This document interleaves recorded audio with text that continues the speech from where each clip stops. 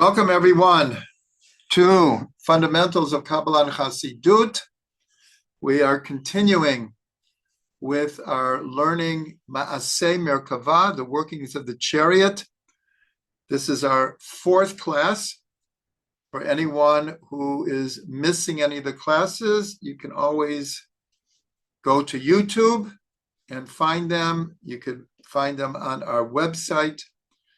You can, if you belong to Telegram, you can get all the back recordings. So the first three classes, we made it through 5 verses. Of those 3 weeks, 1.5 weeks we spent on one word, and that was chashmal, the speaking silence. And the reason that we spent so much time was because I felt that to understand Ma'aseh Merkavah, this word is central, is essential to understand the whole teaching of Ma'aseh Merkavah, the workings of the Chariot. And we delved into the idea of paradox, the speaking silence, contradictions, existential opposites, our reality, our existential reality is wrapped up in this word. And this week, I had a discussion with a very good friend of mine. Some of you know his art, Avram Lowenthal. He has call it a mystical Kabbalah art studio, a gallery, and we were discussing, and he made just a beautiful statement. He said, Ma'aseh Bereshit, the workings of creation, this is energy from above to below. Meaning, Ma'aseh Bereshit are the 7 days of creation, and all the incredible things that we can learn about the creative process. By learning the divine creative process, we learn about the human creative process. And that's why in Kabbalah, there's so much effort in explaining the 7 days of creation, because as it says in the Gemara, just like God creates, so can a human being create. And we're in the image of God. So Avram said, Ma'aseh Bereshit, the workings of creation, this is energy from above to below. Ma'aseh Merkavah is the energy from below to above. In other words, the whole concept of Ma'aseh Merkavah, as we've discussed a number of times, this is a meditative way of raising one's consciousness. In other words, if we read the first chapter of Ezekiel, so on one hand, it sounds like he is describing his personal experience with what we term Ma'aseh Merkavah, even though we've mentioned many times that the word Merkavah doesn't appear in the first chapter of Ezekiel. But the idea is a Merkavah is a chariot. And the idea is a chariot takes us someplace. It's a means of transportation. The means of transportation here is a higher level of consciousness. But here it's coming from below to above. Now, obviously, God is allowing Ezekiel to see what he sees. As Ezekiel said, he saw visions of God. And this is because God is opening up the place. But Ezekiel is doing the work himself from below to above. And it's coming, as we learned from Rabbi Aryeh Kaplan, that what he's really describing here is a meditative way of raising consciousness. And that's how we really have been learning this. So I just want to let people know that tonight, hopefully we're going to get through approximately 10 verses. And I'll be the first to admit that from this point on in his vision, some of it is extremely difficult to understand what he's trying to describe here. The commentaries make a bold attempt to understand what he's describing here. And therefore, you have a wide array of opinions as to not only what is he seeing, but what is the meaning behind what he's seeing. Because as we're learning, it's not that he's just describing an experience that he had. Each detail has tremendous meaning. So what we're going to do, starting tonight, and I imagine it will go through this week and next week, and perhaps even another week, because the whole first chapter is, I believe, 28 verses. And so 28 verses. And that's the heart of it. Later in chapter 10,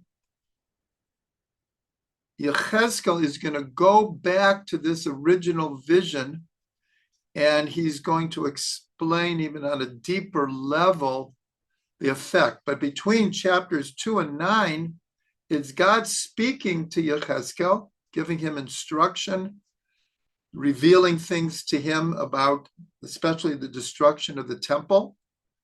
If you remember, the first thing we learned is Yechezkel has been taken into exile somewhere between 6 and 10 years before the destruction of the temple. And that is one of the contexts this whole vision is happening, because the age of prophecy is coming towards its conclusion. So what I'm going to do is I'm going to read these verses that we're going to go over tonight in English. And what I'm going to do is I'm going to concentrate on 3 areas here. One is as we're going to see, he sees angels with faces and wings.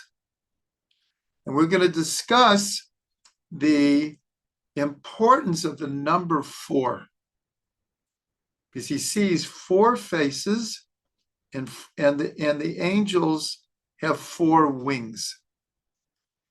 And then we're also going to discuss the type of angel that he's seeing. And lastly, the last line of this segment is a concept for those who have been following our teachings for a long time. It's a concept that we've mentioned probably 100 times. But this is the source for it. And that's what's called Ratzo Vishov, running and returning. But this is the source. And so we want to delve into it in the context that it's been given over. So I'm going to read this in English. And like I said, we're going to go back and look at the major themes. And as I already admitted, without trying, at least at this point, to understand the details of the movement, especially the movement of these angels that he's seeing.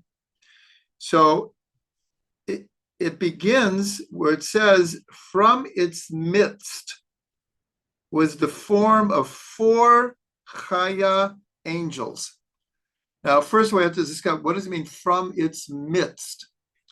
So this goes back to the word chashmal, that the last 2 classes, Yechezkel sees a storm wind and a cloud and a fire and a shining glow and the chashmal.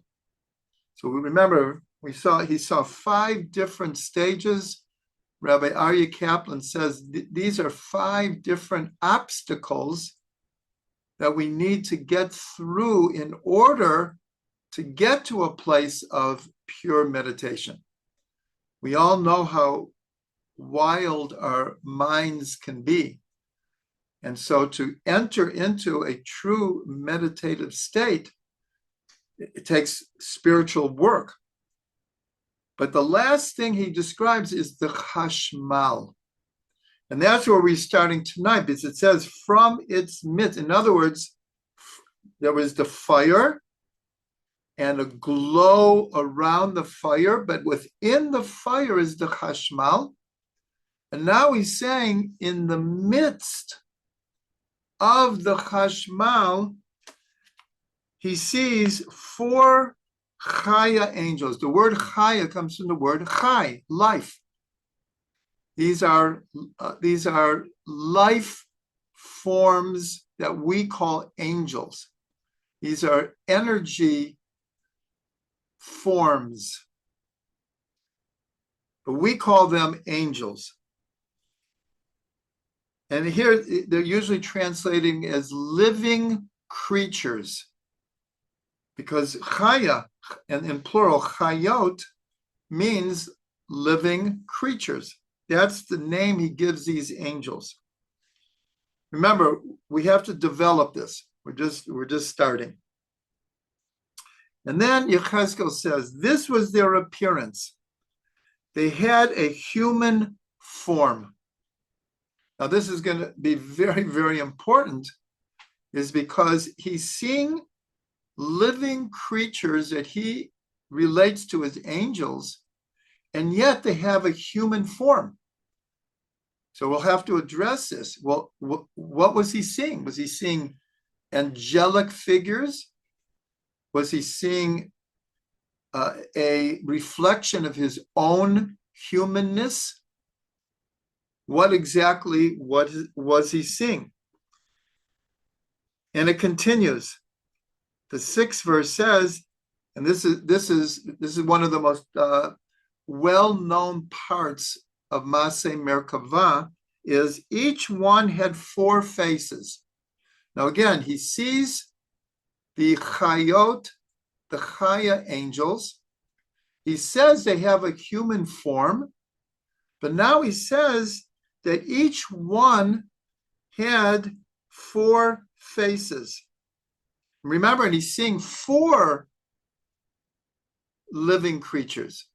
And each of the 4 living creatures have 4 faces, and each one had 4 wings.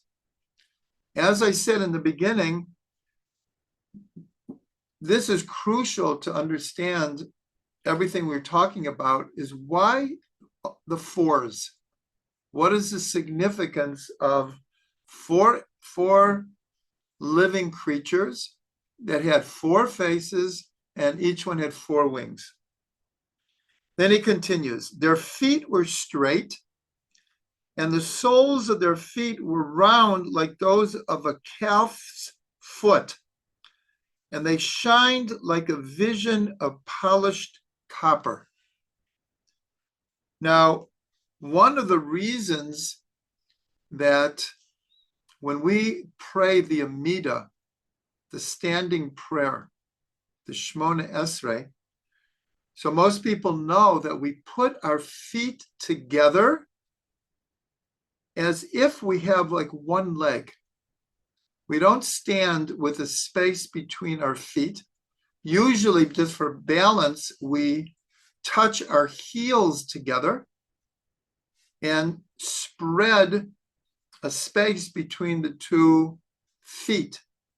That is an attempt to kind of like mimic this vision that he has here.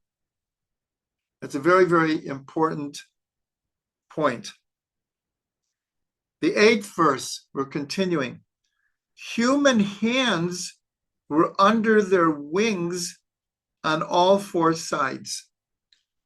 Again, this brings up, was he seeing a human Was he seeing an angel, or obviously a combination? Now, again, we have to understand that we are reading this as if he's describing a physical reality. But really, he's describing a spiritual reality, which obviously is not easy to convey. So it's being conveyed in very physical terms. But we need to get beyond the physical terms to understand, what is he telling us? What is this experience? So there are human hands under the wings on all four sides, and all four had faces and wings. Now we're going to come back to this and explain. It's starting to get very complicated. The 9th verse, their wings were joined to each other, and they did not turn when they went. Each one moved in the direction of their faces as they went. Truthfully, this is beyond complicated to try to understand actually what he's describing here. The 10th verse, the form of their faces. Now, here comes again one of the most famous parts of the vision of Ezekiel. The form of their faces. Remember, they said each face had 4 faces, and each of the 4 faces had 4 faces. The form of their faces were the face of a man, with the face of a lion on the right of the 4, the face of an ox to the left of the 4, and the face of an eagle to the 4. Many people understand it is to the back.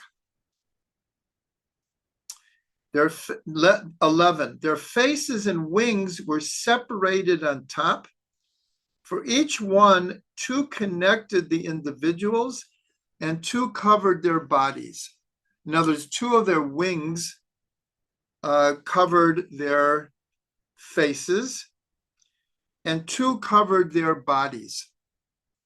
Each individual moved in the direction of his face. Now, this is like, how do you get your mind around what he's describing here? They went to where the Ruach spirit was to go. In other words, they were being animated by a spirit, by a Ruach. They did not turn as they went. Verse 13, the form of the Chaya angels had the appearance of burning coals of fire. Walking between the Chaya angels was a vision of torches and a glow. This is that Noga, one of the 5 things that he saw in the beginning. He sees again this, he sees the fire and the glow, but here he's beyond the obstacles, and he's like moving up the ladder of consciousness, and these angelic human forms are fiery. Now, this represents the fire of the soul. That's why the soul is always compared to a fire.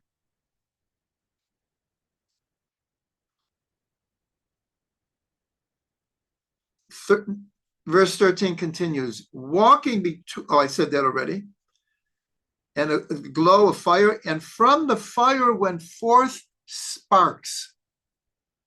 The fire was sparking. 14, the Chaya angels ran and returned like a vision of lightning. And that's as much as we're going to do tonight. And now we're going to go back and try to analyze what was just described. But just in general, out of the chashmal, he sees human/angelic forms that had 4 faces: a human face, a lion face, an ox face, and an eagle face. And each one of them had 4 faces, and they had 4 wings also. And then there was a ruach, a spirit that was animating them. And they were like burning coals of fire.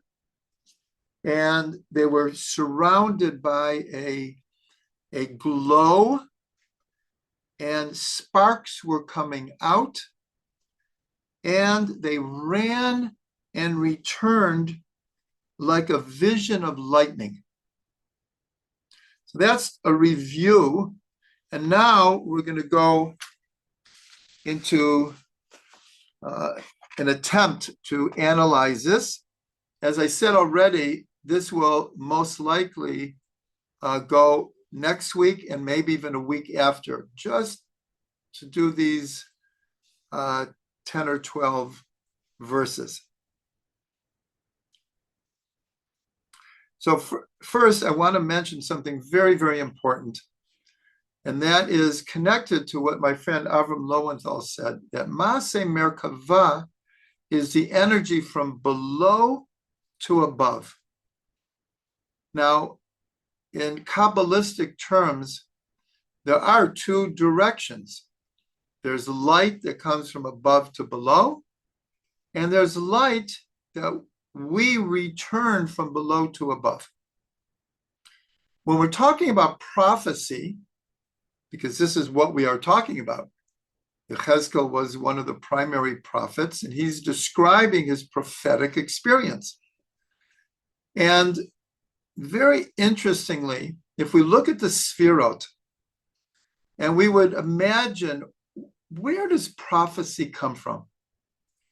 So most people would think it's coming from the higher Sefirot, Keter, Chachma, Bina, Dat, the intellectual, the higher consciousness type of Sefirot. But the Arizal revealed that, not that it's not coming from there, but he said it in more essentially, it's coming from Netzach and Hod, which are the legs, which are the intuitive part of the psyche, the behavioristic, intuitive, instinctive. And the reason I'm mentioning this here is the general principle is that we know there's a difference between the prophecy of Moshe and all the other prophets. Moshe was the only one, and the Torah describes that he spoke face to face with God, or really the opposite. God spoke to Moshe face to face or mouth to mouth, meaning it was what's called an aspaklaria me'ira, a clear pain. When you look through the pain, you see exactly what's on the other side. All the other prophets saw through what's called, we'll call it a frosted pain. They could see the image on the other side, but it was not 100% clear. So the general principle is that when God would reveal something to a prophet, the experience of the prophet was overwhelming.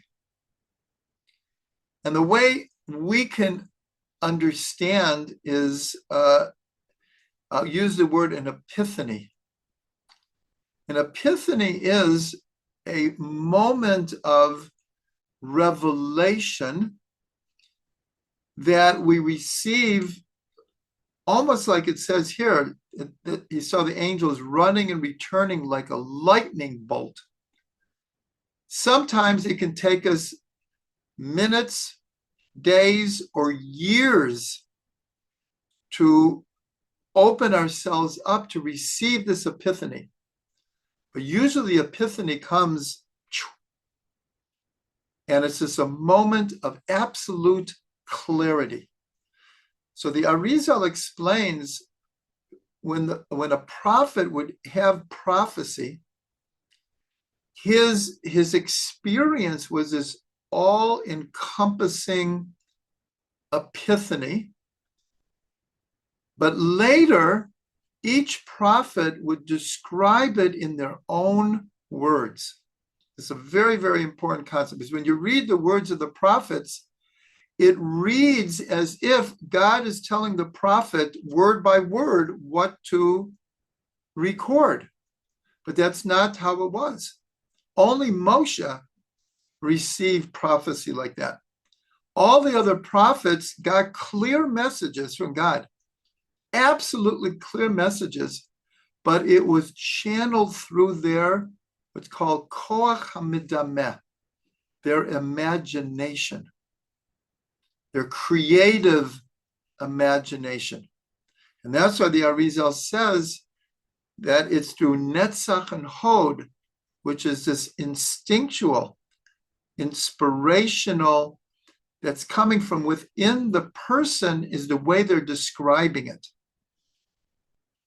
And so that's very, very important, because again, I made the statement before, Yechezkel is describing this vision in very physical terms, very physical. And yet, in a certain way, it's not like he wasn't seeing this, but he's seeing it through his mind's eye. He's seeing it through the pain of his own imagination. But don't misunderstand the word imagination, because many times we use imagination that a person is making something up. That's not what we're talking about here. Here, imagination means that the way that the prophet is describing it is in their own terms.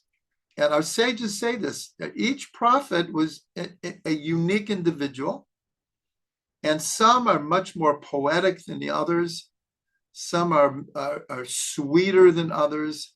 Some are more harsh than others, because it was being channeled through the individual.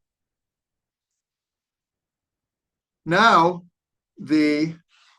without going back and reading this,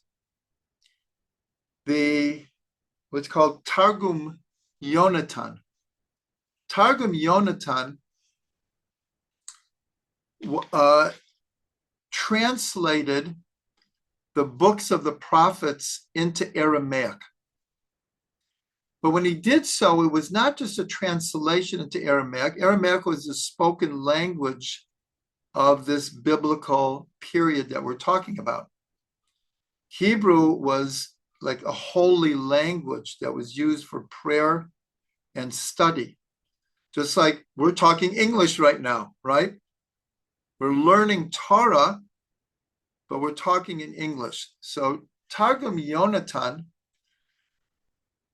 not just translates, but he explains. And the Gemara says that when and his name was Yonatan ben Uziel, and his burial place is known. It's about a half an hour outside of Tzfat. I've been there many, many times, in this beautiful valley called Amuka. Amuka comes from the word amok, deep, because his burial spot is in this deep valley between two like cliffs. Very special place. The Gemara says that when he finished his translation, the earth shook 400 parsang by 400 parsang, which is the area of the land of Israel. The land of Israel shook, and a voice came from heaven, from God, and said, who has revealed my secrets like to the whole world? Because like I say, the Targum Yonatan is not just a translation, it's an explanation as well. And Yonatan ben Uziel answers God and says, God, you have to know I did not do this for my own honor. I did not do this from an egotistical place. I did it so that your glory would be known in the whole world. And we'll see how important that is, because one of the verses that we are going to study, we say every day, praising the glory of God, which comes from Yechezkel. So why am I telling you all this?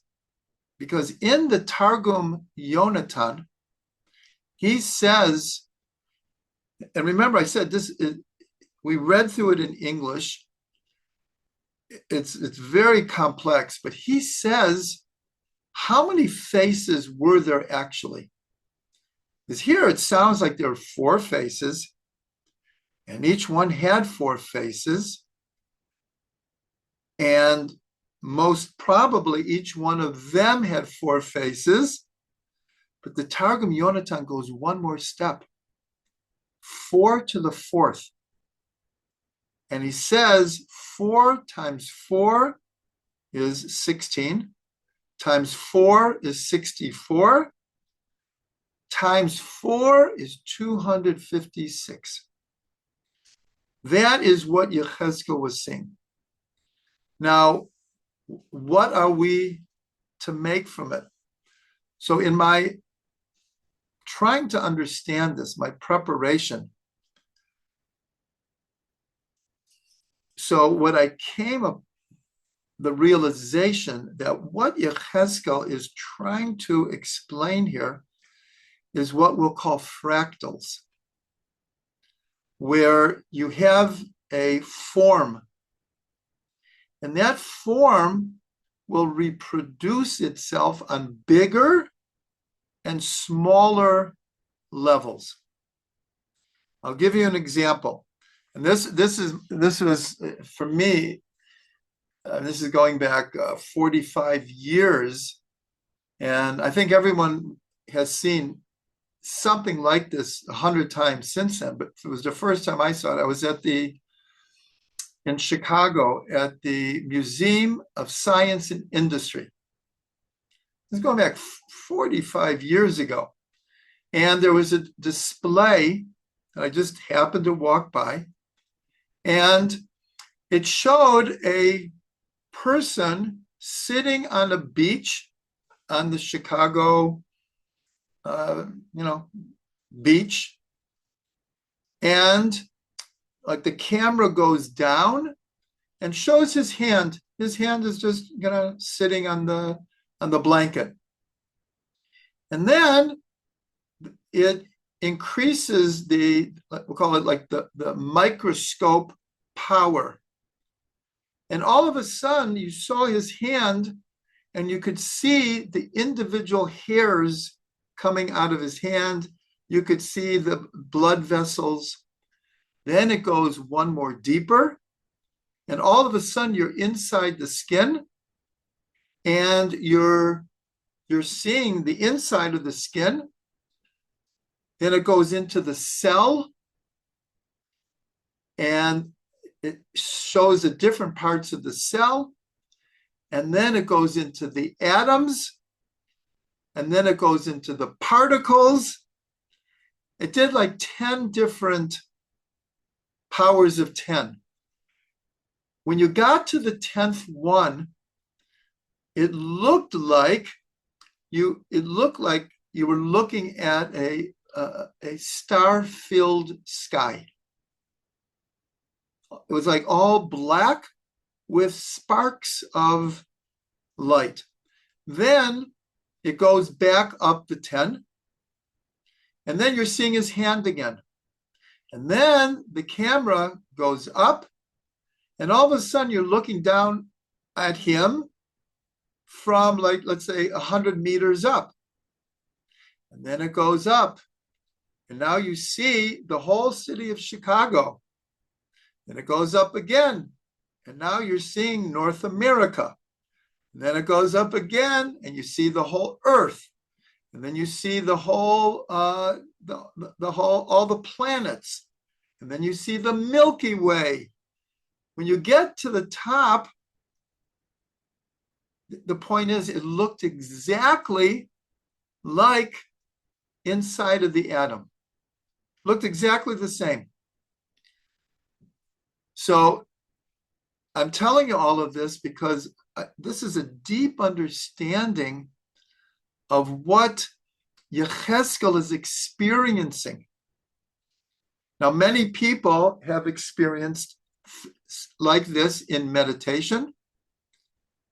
I have to be honest, through drugs, have experienced these kinds of being able to see deep inside, we'll call it the molecular structure of the universe, and being able to see we'll call it the universe in its biggest form.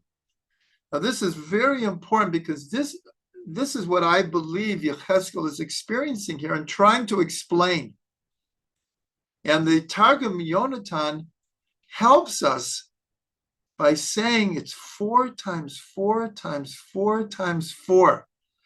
That is, in other words, he's getting deeper and deeper into not only his experience, but now I'm going to say something I've said before, but this is a perfect time to explain it deeper, is Maaseh Bereshit, in a certain way, the workings of creation, is seeing the divine creative process, the divine evolutionary process, the divine inception of life forms. For those who have my book, Life, Soul, and Consciousness Within All Creation, seeing how God's life force is in the mineral, the vegetable, the animal, and the human.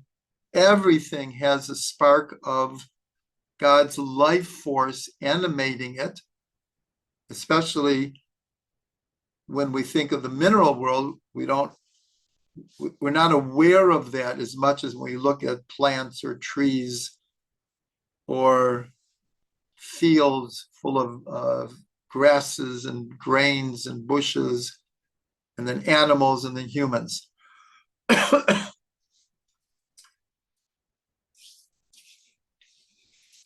So here, Maaseh Bereshit is giving us like the general deep overview of creation. So what's Maaseh Merkavah? Maaseh Merkavah is actually considered much deeper than Maaseh Bereshit. Why? Is because it's like a scientist looking through either a telescope or a microscope. How does it actually work? What are the principles that make everything tick? Again, Maaseh Bereshit is like the bigger picture. The way we can understand this scientifically is Einstein gave over a set of laws for what we'll call the macro universe. And then comes along quantum physics, and it actually has a whole different set of laws. And this has confounded scientists till this day. And they don't have a solution yet. This is one of the things that's driving string theory, because they're looking for a formula that will parallel and make work the macro laws of the universe and the micro. They don't have it yet, but they know that it's there. They don't have it. We have it. Shema Yisrael, Hashem Elokeinu, Hashem Echad. That is the theory of everything. That's what Einstein was looking for, the field theory. So Maseh Merkava, and that's leading us into the number 4. And why is 4 so important? Now we have to understand, I mentioned this before, that Zechariah also experienced what we're calling Maseh Merkava. He describes it in different terms, but with the number 4.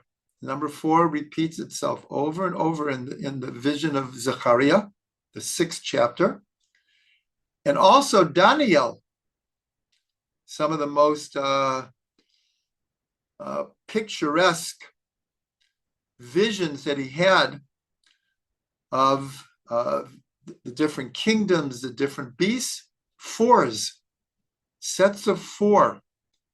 So that's why it's so important here, is the part that we don't understand so much is his description of how they moved. It's like, it's like I said, it's very hard to get our head around what he's trying to describe of how they moved. But it's very clear, this idea of 4 wings and 4 faces, but really 4 times 4 times 4 times 4. Now, one of the ways that we can understand this Kabbalistically, and this was one of the main teachings of the Arizal. The Arizal would take a word, and he would tell us what the gematria is. And then he would compare words that have the same gematria, not just the Arizal. This is a standard way of understanding a deeper dimension of Torah. But then the Arizal did what's called milui. So I'll just take a word. Adam. Aleph, Daled, Mem. That equals a certain number. Now, what happens if you spell out an Aleph? The letter Aleph is Aleph, Lamed, Pei. A Daled is Daled, Lamed, Tav. And a Mem is Mem, Mem. So the Arizal, in hundreds of cases, would take a word, and what it's really like is putting it under a microscope. We look at the word Adam.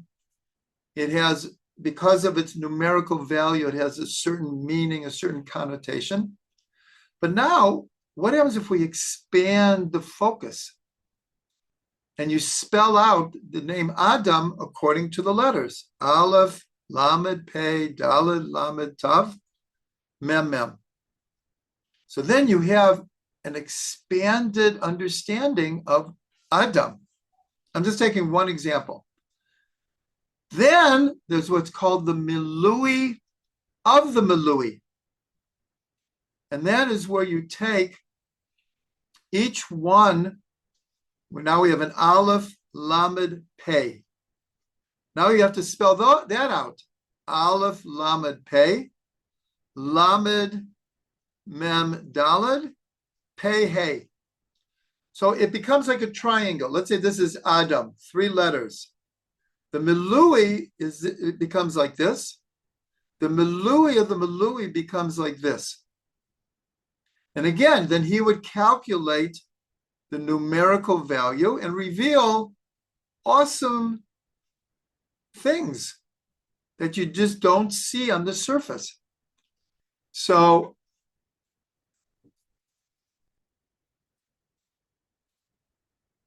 afterwards, I'll try to show you a picture of this. So this is like the same thing of a fractal, where you'll have an image, and that image repeats itself in either bigger or smaller forms. Probably the most famous one is the spiral, that certain shells have a spiral form. Certain flowers have a spiral form. The Milky Way has a certain spiral form. And they find different powers to the 10, like I described before. So I'm spending a lot of time on this because this is our gateway to understand what he's trying to explain here. What he's trying to explain is this is how the world works. It's not just I see 4 angels and they have 4 faces and they have 4 wings. He's revealing the nuts and bolts of how this world works.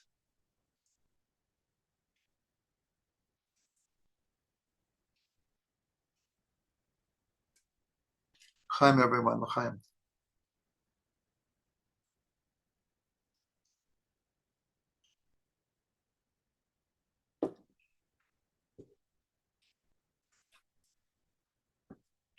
Okay, so now what I want to do is, this actually comes from Rav Ginsburg's book on the alphabet. So in the letter Dalet, Dalet equals 4. Dalet equals 4. And so I'm not going to try to explain this, but in conjunction with what we're learning, what Yechezkel is explaining about the number 4. So Rav Ginsburg says like this: the number 4 in the worlds, if you remember, each letter, its number will be revealed in the physical world, in the soul, and in the divine realm. Every letter, its number has 3 different dimensions. How the number 4 manifests in the physical world, how it manifests in the soul, how it manifests in the divine worlds. So on the level of worlds, the number 4 is absolutely critical for understanding science, understanding the physical world. So, of course, we have the 4 elements of the physical world: fire, air, water, and earth. We have solid, liquid, gas, and combustion. We have the 4 basic elements: hydrogen, carbon, nitrogen, oxygen. We have and this is probably the most important, the 4 physical forces. This was the revelation of Einstein and forms the basics of all science today, is that there is gravity, electromagnetic force, the strong nuclear force, and the weak nuclear force. All of science is based on that. In the ancient world, they based it on fire, earth, air, and water. That's how they understood that the world was based on those 4 forces. Those are still very useful. But in modern science, they use the gravity, electromagnetic, the strong nuclear force, and the weak nuclear force. This is the basics of trying to find what's called the theory of everything. And they've actually united 3 of the 4 forces. The one that they have not is gravity. That's the one that so far they cannot find a way to unify it. Then we have the 4 worlds that we talked about before: the mineral or the inanimate, the vegetable world, the animal world, and the human world. We have the 4 seasons. We have the 4 cardinal directions. And in Kabbalah, of course, we have the four worlds: Asiyah, Yitzirah, Bria, and Atzilut. Now, what about in the soul? Because again, Yechezkel is not, he's describing what he's seeing in a physical way, but he's having a soul revelation here.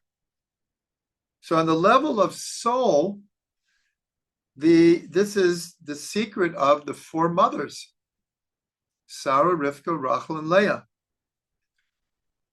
These are Yaakov's four wives, from which the 12 tribes come from.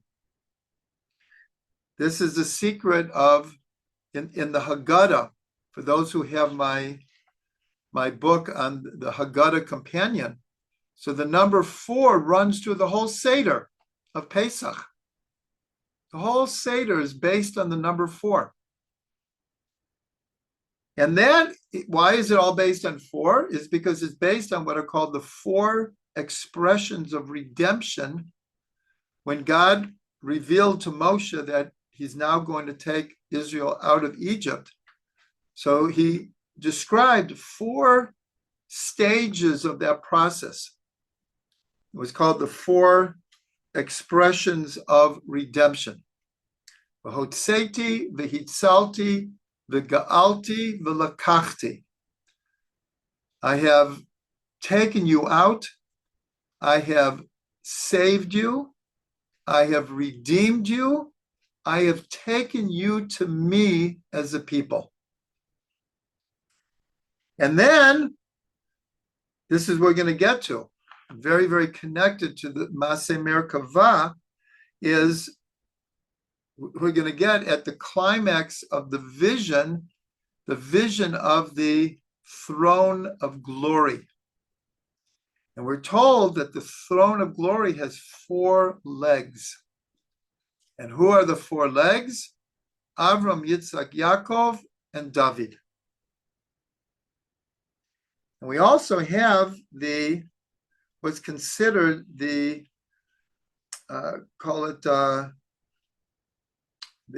paradigm of a family, even halachically: father, mother, son, daughter. And this applies to the Sfirot. The father is Chochmah, mother is Bina, the son is the 6 lower Sfirot, and the daughter is Malchut. And that's why we're told that the mitzvah of Paru U'Revu, to be fruitful and multiply. Well, how do you fulfill that mitzvah? So we're told that you fulfill the mitzvah by having a son and a daughter. You need both. You need both. Now, what about on the divine level? So the first one I'm going to mention is the most important, and I see we're getting towards the end of our time, and perhaps this is where we'll start next time. Where are all these 4s coming from? Ultimately, they're coming from the 4-letter name of God. It's not just that the essential name of God has 4 letters. These 4 letters is what animates all of reality on a physical level, and a spiritual level, and a mystical level. It is the animating life force of all creation, is the 4-letter name of God. And so even though I'm mentioning it at the last, I started with the worlds, and then we went to the soul.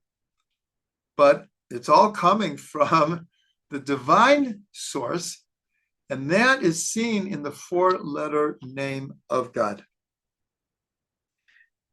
And we know the expression that God looked into the Torah and created the world.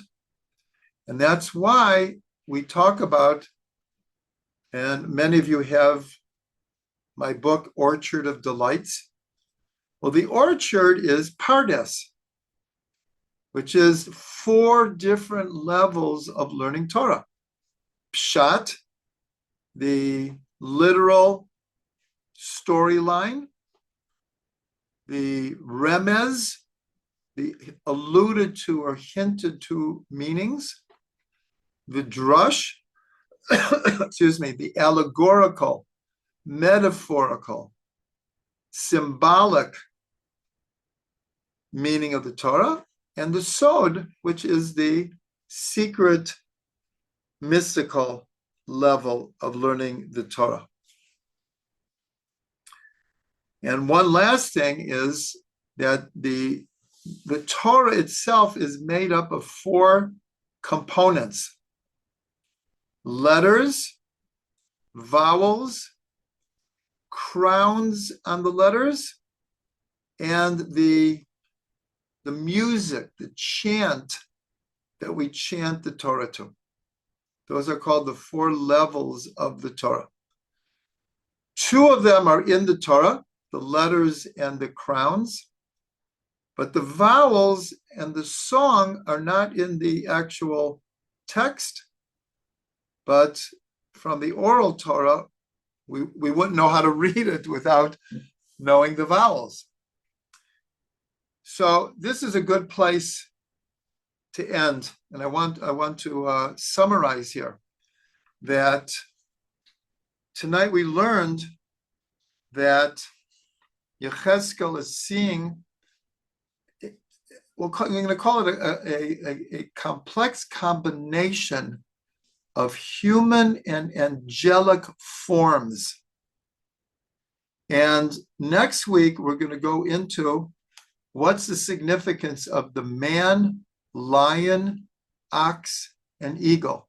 If you go to a website and you just put in images of the workings of the chariot, almost inevitably, if you get to a website, that's what you're going to see. You're going to see these 4 faces in different, artistic combinations. This is definitely captured the imagination of the world, this vision of Yechezkel, and this is probably the most pronounced part, is these 4 forms. Next week, we're going to learn what's the significance of these 4 forms.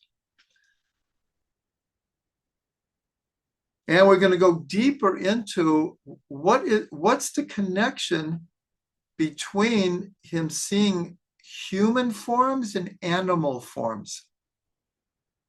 What's the connection? And further, we have a lot more to go with the number 4. Because along with the word chashmal, when we get down to essentials, chashmal and the number 4 are probably the keys to understanding the vision of Yechezkel. And the vision of Yechezkel, again, is trying to teach us what the world is all about. How does reality work? And how can we work with it to understand it in its deepest form?